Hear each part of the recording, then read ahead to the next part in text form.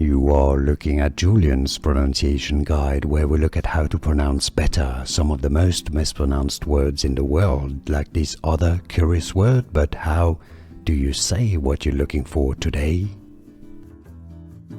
We are looking at how to pronounce this word and more confusing vocabulary too many mispronounce. So stay tuned to learn more. Loads to learn on this channel. In British English it's said as wanton.